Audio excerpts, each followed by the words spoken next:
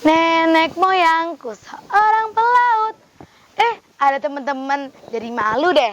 Assalamualaikum warahmatullahi wabarakatuh. Di sini kakak ingin memperkenalkan diri. Nama kakak Fatika Alisa Putri Arini. Bisa aja dipanggil Fatika. Nah, kenapa kakak tadi bernyanyi nenek moyangku seorang pelaut? Karena cerita kali ini kakak akan membawakan cerita tentang penjaga Samudra Aceh. Kira-kira ada yang tahu nggak ya siapa itu? Nah, langsung aja.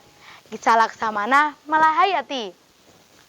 Di tanah Aceh yang megah, tempat laut biru bersentuhan dengan langit, hidup seorang gadis kecil bernama Keum Malahayati. Ia lahir sekitar abad ke-16 di masa Kesultanan Aceh, berdiri sebagai negara yang makmur dan berdaulat. Sejak kecil, Malahayati berbeda dari perempuan lainnya. Ketika teman-temannya suka bermain boneka yang terbuat dari daun pisang, ia lebih suka berdiri di depan dermaga, melihat kapal-kapal berlayar menembus ombak, dan bertanya dalam hati, bagaimana cara menjaga laut agar tetap milik kita? Ayahnya adalah Panglima Aceh. Dari ayahnya, ia belajar tentang tanggung jawab, tentang keberanian, dan tentang cinta pada tanah air. Namun lebih dari itu, ayahnya mengajarkan satu hal penting.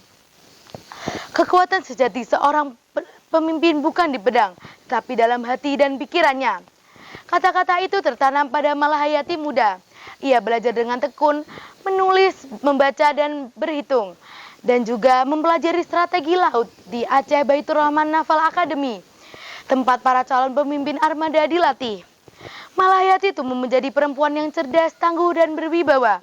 Ia dikenal dengan bijak mengambil keputusan, tegas namun penuh empati.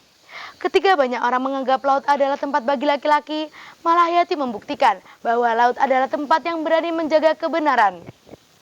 Suatu hari, Sultan Aceh memanggilnya ke istana. Sultan berkata, "Wahai Keum Malahayati, engkau memiliki ilmu dan keberanian. Bangsa ini butuh pemimpin sepertimu." Dan sejak hari itu, Malahayati diangkat menjadi Laksamana, pemimpin armada laut Kesultanan Aceh. Ia menjadi perempuan pertama di dunia yang menyandang gelar itu. Tapi jangan bayangkan, Malahayati hanya tahu dalam peperangan.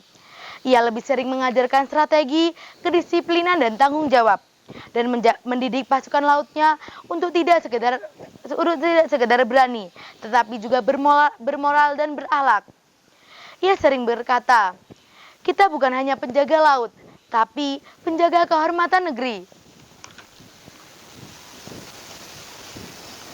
Ketika beberapa bangsawan Aceh kehilangan suami mereka karena peperangan, Malahayati tidak membiarkan mereka larut dalam duka.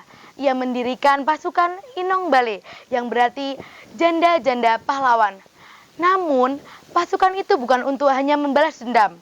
Malahayati menuntut mereka agar bangkit, belajar berdagang, mengelola kapal, dan menjaga pelabuhan Aceh dari ancaman luar.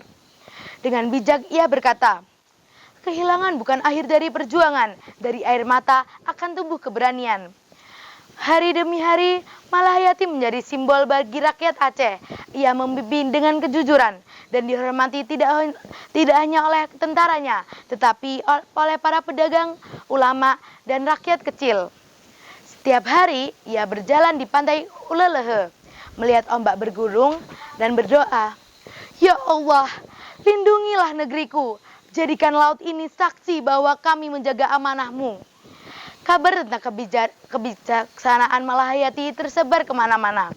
Bahkan para utusan dari negeri asing pun kagum mendengar bahwa kepemimpinannya adalah salah satu hal yang baik.